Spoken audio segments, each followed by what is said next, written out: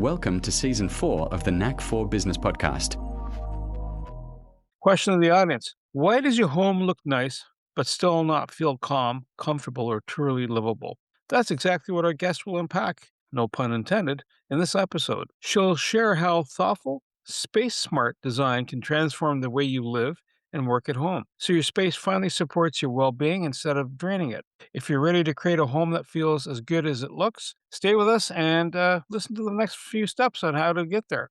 Which leads us to our guest, Joanne Grigorev from Just Lean Back. She is the heart behind Just Lean Back, which brings an artist's eye to everyday living. A retired classical flutist, she has a natural instinct for harmony, balance, and design that truly works for real people in real homes. Inspired by her husband, Nikita, the pioneer who earned the first U.S. patent in convertible furniture, Joanne developed a deep appreciation for functional beauty that just doesn't look good but genuinely supports how we live. Through Just Lean Back, she's championed sustainable, space-saving furniture that helps people create calm, comfortable, and stylish spaces. Her work invites others to enjoy the art of living well, where thoughtful design quietly elevates daily life. And when summer arrives, you'll often find Joanne out in the water, sailing her laser with the same joy she brings to her craft. Joanne, it's an absolute pleasure having you here. Welcome. You have a favorite quote or saying, ma'am? Yes, I do. And thank you for having me here today, gentlemen.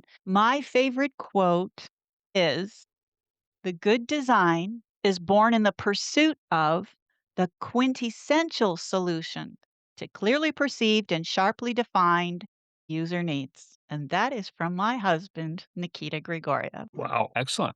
So, flutist, furniture. There's a bit of a span there. You know, one is pushing out air, and the other one's pushing out places to put things on, including yourself. How'd you roll that through? How'd you come into that space? You know, life is full of curves and twists and opportunities and doorways that open, and I will always open the door and take a peek. First of all, flutist for sure was a calling. It was my talent since a little girl, and I loved it. And I'll tell you what they have, what playing the flute and maybe an entrepreneurship, whichever space you're in, it's about freedom. When I'm playing my flute, I feel like I'm soaring like an eagle. I feel free. And I think entrepreneurs, we have that same desire to be free from the mold, free from constraints, and make our own decisions and go for it. So, how did furniture come into it? It really literally came in through my husband's creativity. I recognized it even before he did. And what was in our living room created became a business because we recognized it as something that could be a business. What was he doing before he started the furniture piece? He was flying around the world delivering aircraft. He's a pilot and, used to be a tech rep, representing de Havilland, right? We were Toronto, yeah, around the world and getting planes that were, stuck on the ground and nobody could figure it out, but he would come along and study it and figure it out and put it back up in the air. So, the first U.S. patent on convertible furniture. And I'm thinking there's a Swedish firm that's out there, and is that even before the Swedish firm kicked in, or is this just the first U.S. patent from a U.S. citizen? So, it's a it was that patent was issued yeah, you're right, in America. We had just moved to America when the patent came through. So you're talking about IKEA, correct? Yeah. Back in that day, IKEA was like quality. It was exciting. It was about design, and so but with time, that changed to meet they lowered their standards, so, which is something we don't want to do ever. So that they were players in the field, very exciting, but not necessarily in the futon world. But we know all the old timers, all the original designers. My husband was the first one to file for a patent. Hello, 'cause that was me. So, And, it has served us so well since then. But yeah, IKEA was around, but interestingly enough, at one time, we called our business Nikita Engineering Art, and that the acronym was NIKEA. and it just became too confusing. It's like, "You're with IKEA?" So we changed it. Yeah. In my deep, dark, distant past, I've actually sold futons. Love you. As you may know, Kingston is a university town. Sure. Everyone, all these 20 somethings came in to buy their first futon, and it was fascinating. Yep. Such fond memories of Kingston, not so much because of futons, but because of my flute. I was with the National Youth Orchestra, right? The elite players, the young players were chosen, we auditioned, etc. And then in the summer, we would be in Kingston at the university, stationed there and, training, performing, rehearsing, and then we would do a small tour. So that's my fond, fond memory. And, it's along the river. So every day back then, there was a windsurfer that would go out on the river in a black wetsuit and just like that was before they had harnesses and everything. And he would just go up and down at high speed for hours. And I was just awestruck. Would go for walks to the shore, and, I think that's where I got hooked sailing. Being an artist from the sound side to an Yeah. artist who's creating something that is and your husband doing the design, Mhm. is there a relationship between having that artful side and the appearance? Like, your husband flies planes, right? So everything's about form and function. Planes don't look like bricks when they're flying through the air. Hopefully, hey, there might be the odd one, but, it's not, not everybody buys that one. Is there some sort of, like, design? It almost sounds like, if you think back, let's say, the Bauhaus, there's certain design arts. Do you fall in a certain design pattern? And does the rich background you're coming from the sound and aircraft design also play a role into that whole making the shapes for the aesthetic? That's a really, really good question, and I think what you're dialing into is, like, the person, like, the individual, really, right? And so there's influences, but I think we allow ourselves to be influenced by that which we accept and that which comes from us. And so I would have to say yes, but I think it's different expressions of the person's talent, and then that starts compounding and we gain experience. So my husband's very, very talented in design. There's in creativity. There's no doubt about that. And the aircraft part of it, like seeing things with that, like aerodynamics and then mechanisms and all of that engineering, I think you're quite astute in saying that there was an influence and still is an influence on that.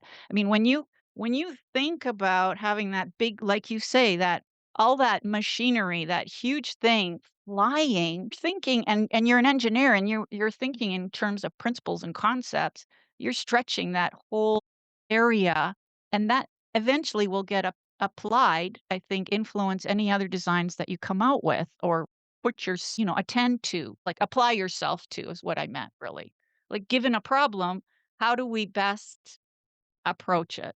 And all of that experience and having studied aircraft and even designed for aircraft and then flown the aircraft and sometimes pushing the envelope is that plays in, I think, to every moment of our life then, including our designs. So, one of the best ways to get to good design is bad design. How many people did you maim in the earlier process? I mean, that is so astute. Like a good design is a solution to bad design. And as far as the futon design, so the just lean what now we call it just lean back. So we are distinguishing ourselves from the futon because of exactly like, it's just for students and then they throw it out on the curb when their semester's over. So we wanted to make up that distinction. But it's, I call it futon frame frustration that we have if I'm talking about futons, it's frustrating, right? They're wobbly, they fall apart, the arms flay out, the lot keeps sliding, the middle is always shaking. This is a completely different approach to converting a sofa into a stable bed. And it's using just very, very simple geometry, but finely tuned geometry. And I think that's what Bernie's referring to is like, how does everything play in to coming up with a quintessential design? And absolutely, Wayne, it's a like you first you see problems, and the futon frames are riddled with problems. Like some of them you had to pull pegs out, right? And then they lie flat and they're like about the height of your ankle. So only students can use it. No grown-ups, you know what I'm saying? Lots of redundancies in the design. And aircraft that has fewer redundancies, like one part can do many things, was what I mean, instead of a lot of tacked on stuff, makes the aircraft heavy, et cetera, like that. When you have something quintessential, one thing that does really everything, just about everything, because it's a quintessential solution, then you come to the essence of simplicity, and that usually solves problems. So some people look at nature, they'll see things and they'll take the elements of nature, like the Fibonacci design. You'll see that in seashells. Is there some sort of element that you incorporate from natural design that you're picking up from nature that's around you? Wow, that is a really, really good question, a deep question. So, like, I have friends down in the Catskill Mountains, and they make beautiful tables from enormous trees, and they look supernatural. Not supernatural, ultra Natural. natural. They look natural, not supernatural. And in fact, that's how my husband, my husband with just big cedar blocks, and then, like, years later, it became very fashionable. So, I have to say that what we're doing now is it's not like that, but when we observe nature, how do the nutrients go up the trees so high? How does a bumblebee fly? When we're observing these phenomena, or how do the birds know how to fly? That kind of thing, then I think there is a desire to look for solutions that can mirror that. Not necessarily look like it, like a beautiful big table made from a trunk, sliced nice and flat and then finished. And so it's more principles of function, I would say, that influence our design because we are function focused. So, and that's where, ergonomics are very, very important for us. We're building for the human body. So in that way, if you want to extend that to nature, it's not just, something you see on a patio at a hotel or something with a low back, straight seat, and you're uncomfortable really quickly. It may end up with a backache. With our furniture, it's designed for the human body to support it as it needs to be. In that way, it's inspired by nature, it's inspired by life, and then looking for that best solution to provide a piece, a product, or piece of furniture that serves in that way. So we use only hardwood and natural finishes. So in that way, you're getting 100% solid hardwood. So we're using the natural products, but not to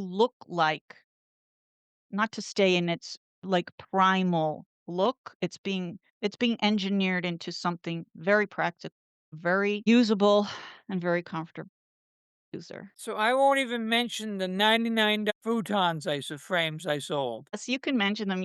I don't think you did. Did you? Actually, I do have a serious question. We talk to a lot of entrepreneurs, and Yeah. there's a word that comes up a great deal called pivot. And you guys have a story to tell. I find there are three reasons people pivot. One is Okay. they can't stand the bureaucracy and politics anymore and they leave corporate. Done. The other one is I desperately need $500 more a month. My kids need piano lessons. And then the third reason is I have a calling, whether it's design, furniture, or whatever. Which one of those or combination of those three were you? So me with in reference to this is a combination of myself and my husband. So we've been doing Just Lean Back and all its iterations there. I'm just putting together. So his part of it was aviation slumped. Like it was exciting, it was fun, it was profitable, and then there was a big time slump. So it's like, well, what do you do? You're not traveling around the world flying planes and you love wood. And so you start to look inside. It's like, well, what can I do? What do I like? Just like you said, it's coming from within. So that's how my husband got involved or started with furniture. And I say it was at first, it was just exactly what Bernie was asking about. Much more like natural and natural to the setting from where the wood came from. For me, I grew up I have never known corporate, even as a parents that were corporate. I grew up in 100% entrepreneurial home. Made man for my father, and the whole family was involved. We loved it, and we knew the ups and downs and the push, and then the slow time when we could, whatever, go to Europe or go to the cottage, and then it's like you're just helping with the business now when it was the really intense times. So I understood that. That's the only thing I ever knew was self-accountability, and so I have 2 sisters, and all of us have our own businesses, never even considered corporate, never. So it was a natural flow. My husband, 100% also, he's not gonna he's unemployable. If you have a challenge, let's hear it. I'll let you know if I can come up with a solution, right? It's like that.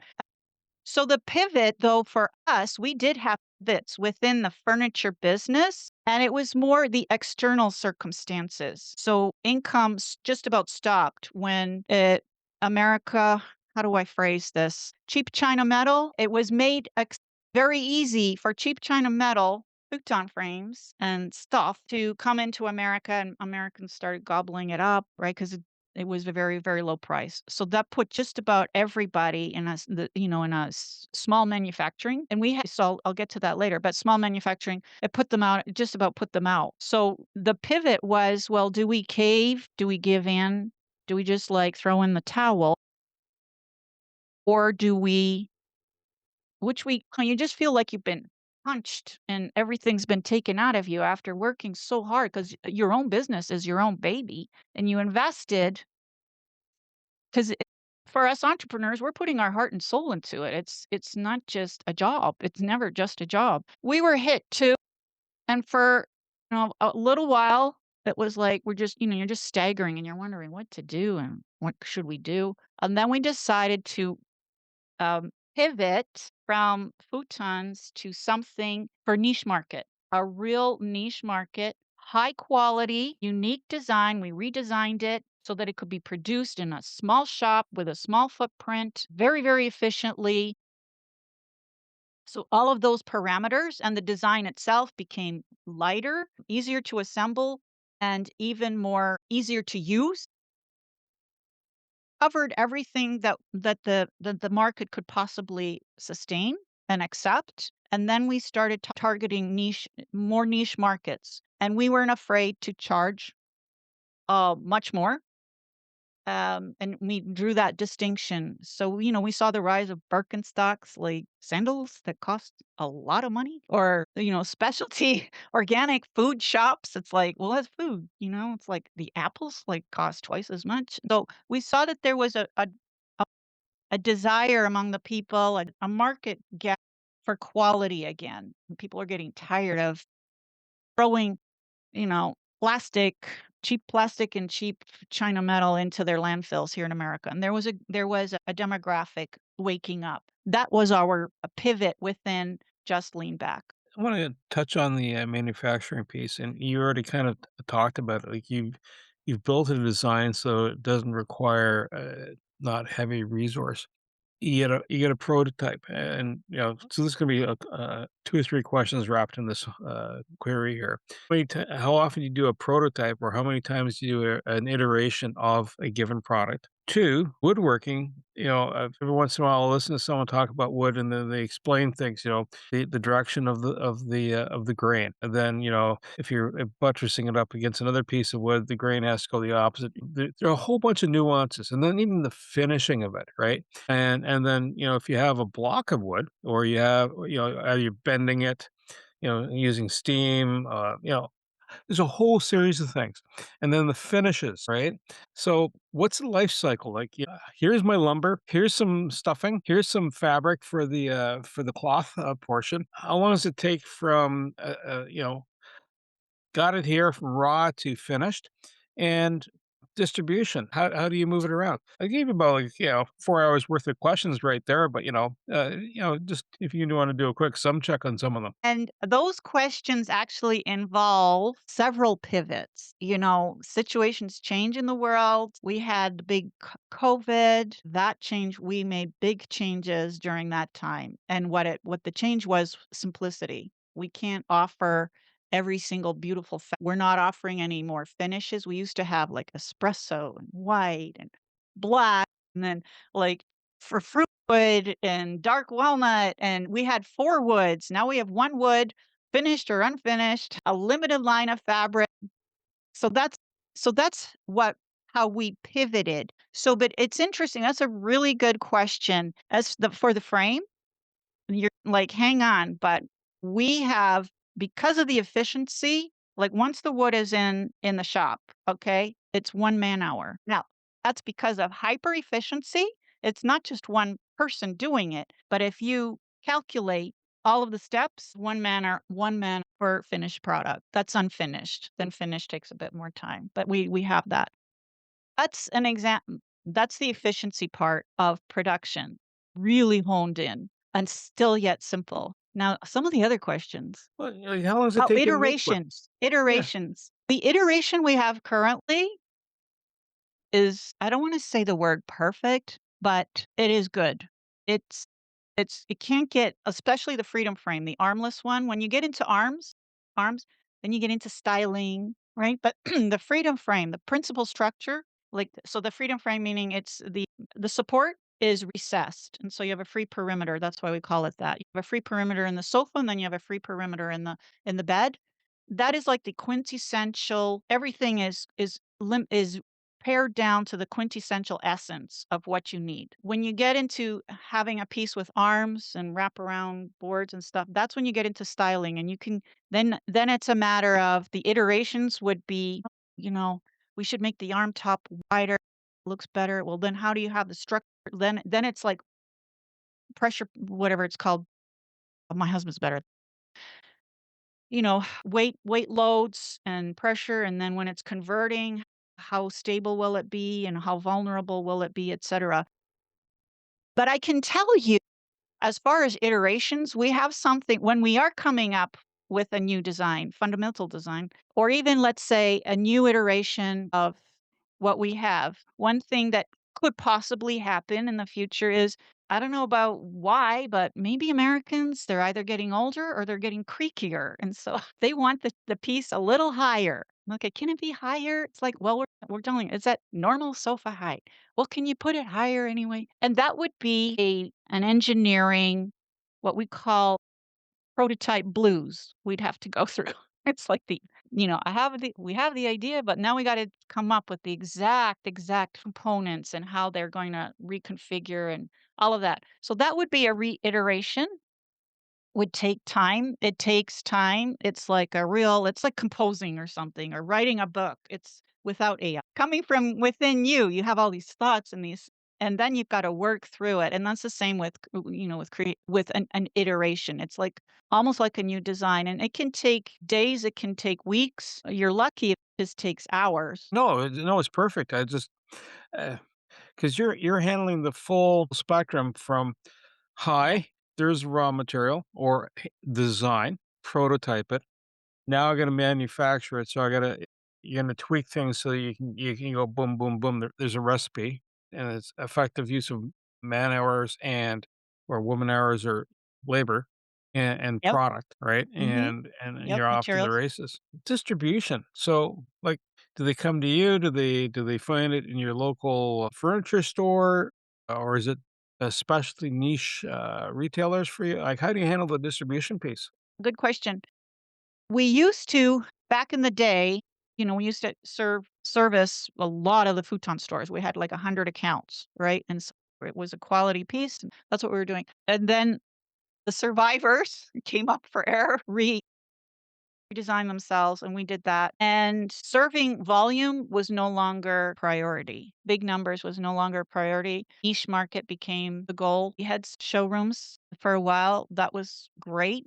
COVID stopped that. And so now the other final I don't know if it's the final pivot, but at this stage, we're just serving online. We're, direct to the consumer, and we have some very good, like, old timer accounts that have very high quality. One's Futon Shop in California, another one, Bedworks in Cambridge, Mass. We have customers like that that will only carry quality, and those are who we serve, I would say, naturally. Fly. Just huh? Do you use influencers to every once in a while, I come downstairs and all of a sudden my wife is watching, "Hi, I'm ripping apart this house," or, "I'm looking to buy this house," and I'm sitting there going, "Oh, yeah, yeah, yeah, yeah, that's fun, that's fun." But at the same time, well, if you're looking to redo a house, right, then you're getting the design inspirations, you get a sense of where things are going. Do you find to help promote the product? So if A, you gotta know about it, right? But B, Yep. also someone's gotta say, "Well, why is this better than that?" Well, this one's coming from overseas or it's made from materials from overseas, and yeah, it has a lifespan of maybe 3 years or less, depending on who's using it. Versus, let's say, showrooms, for example, right? Or showrooms and or higher-end stores where, it's that is designed to last a long time. It's almost an Mhm. heirloom piece. Heirloom quality. Yep. So Wonderful. do you use influencers then to help promote this? That's a wonderful question. I have started working with one. So she's helping with Instagram. And we have a project for the future where we will be supplying her with our furniture for glamping domes that she will be creating retreats with.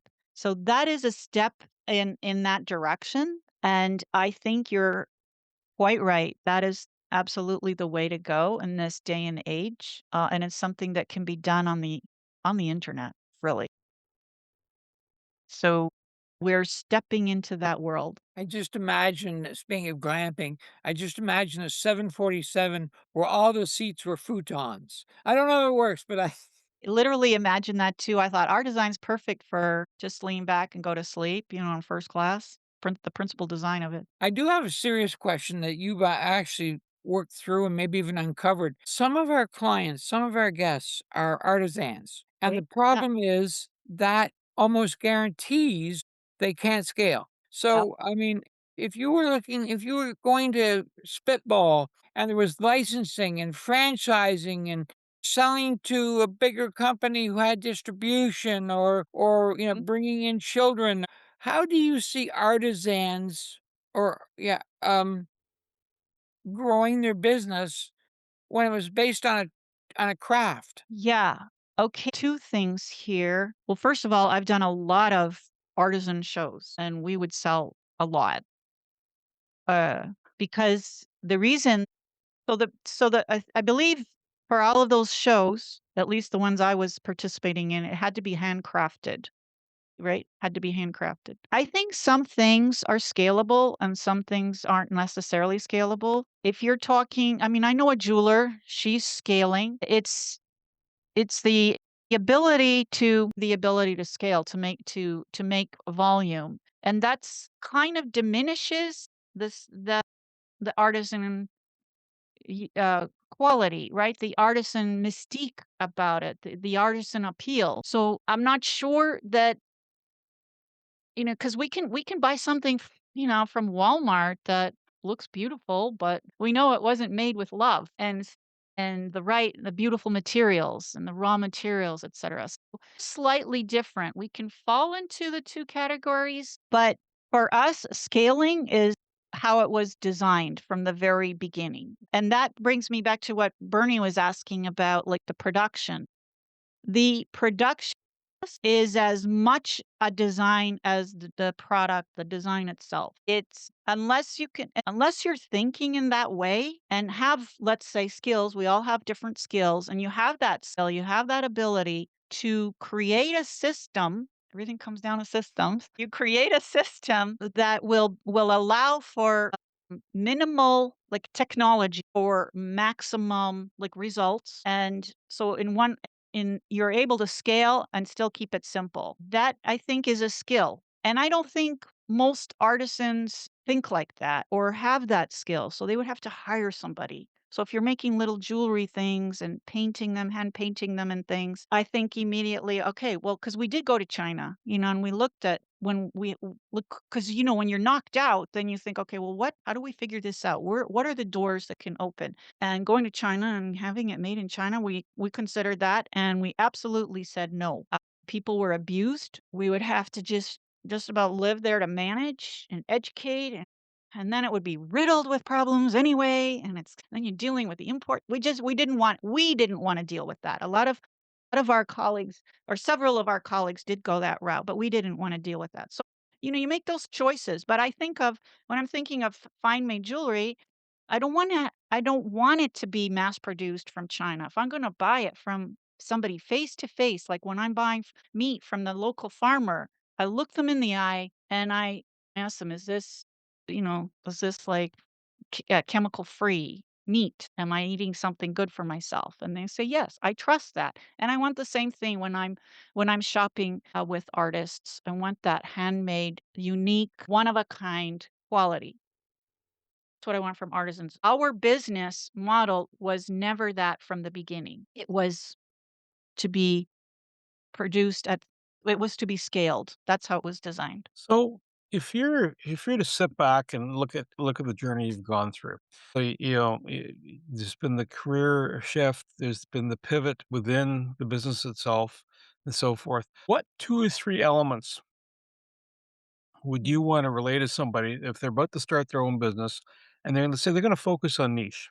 Maybe they can't compete with the large box store because they just literally there's 100,000 copies of product X, and it's a certain price point, and the only way you can achieve that price point is through mass volume. Right. And you can't do it, but you've got something that people do want. What tips, what three kind of key points would you want to relate to people and share it with them to say, look, if you're starting this venture, this is what you got to know. Okay, thank you.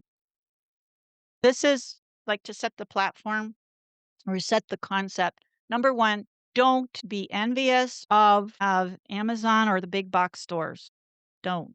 Don't go there. Own your space, own your brilliance, and create the niche. Be confident in it. And when you're communicating, know what you solve. Know what you're giving the person, what the results for them will be, and focus on that, because what you have, there are people that will love what you have, and it's your job to convey that.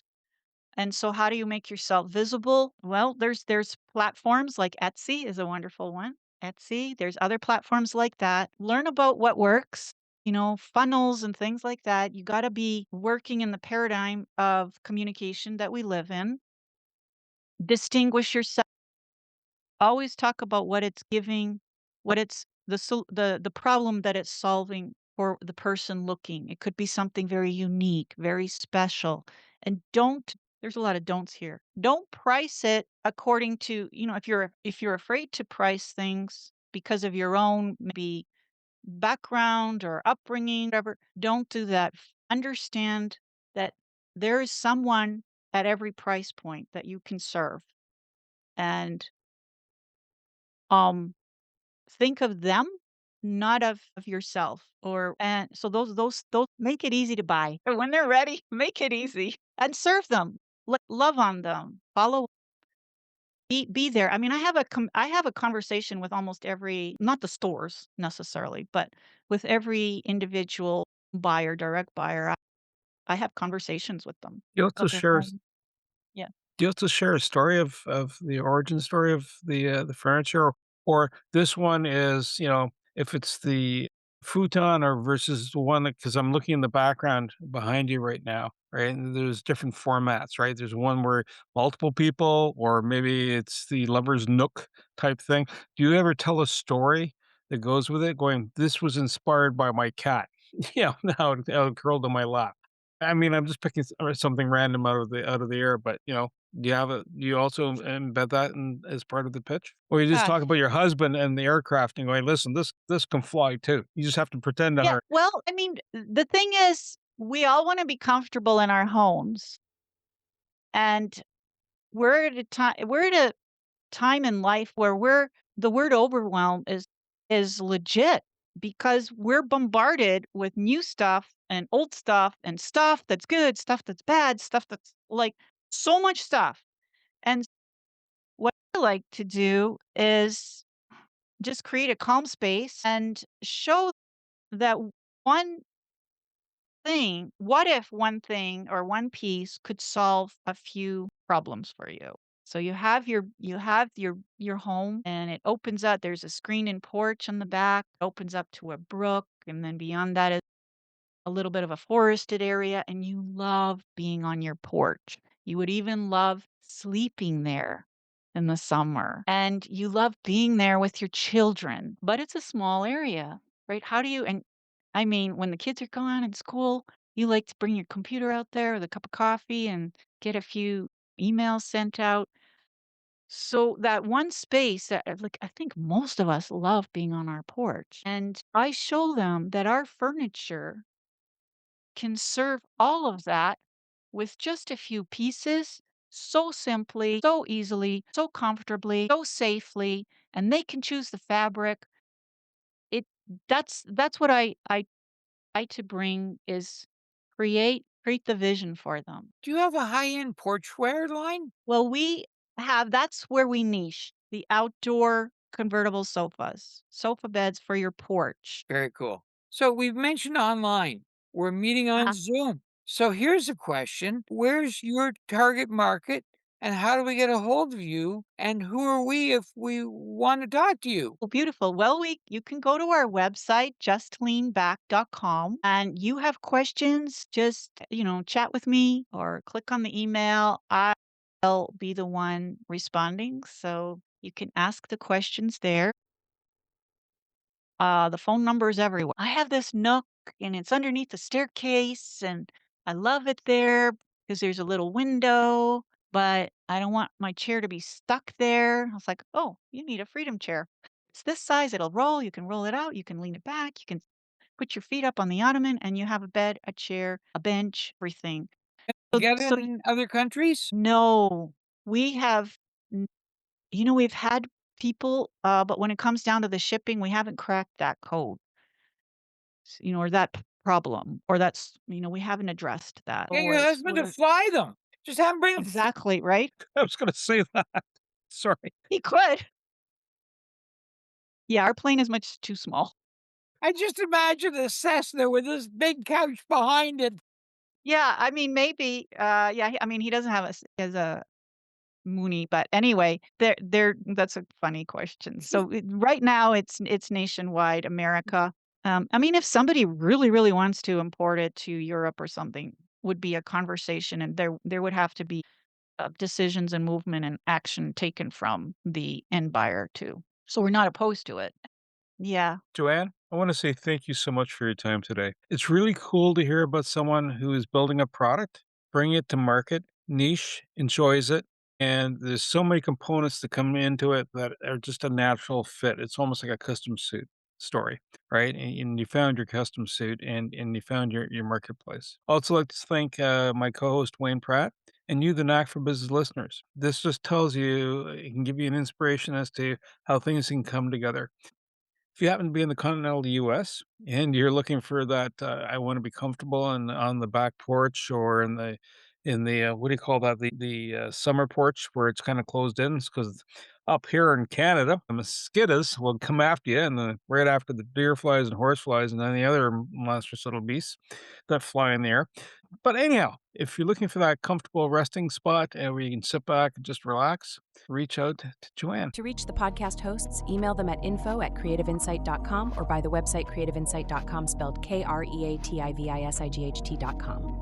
To reach Wayne at his email, wayne@motive8u.ca, that is MOTIVE, the numeral 8 and the letter u.ca, or his website, motive8u.ca. If you would like to be a guest on this podcast and share your knowledge, let us know. We would also appreciate your feedback on the content or format. Check the show notes for more details. For these podcasts, we like to acknowledge the support and thanks to the following people. Carl Richards from Podcast Solutions Made Simple, a renowned podcast expert. Fred Crouch, who is the Property Wizard podcaster, where Bernie is a co-host. Jovan Strika from At Hive, a co-working space that is more than just a space, then Melanie Weber, Bernie's invaluable business partner, and Wayne Pratt from Motivate You, Inc., who serves as both a coach and co-host of these podcasts. Disclaimer. Please note that the Knack for Business podcast episodes are meant solely for educational and general informational purposes. The information and opinions contained within are not intended to be professional advice on any subject matter.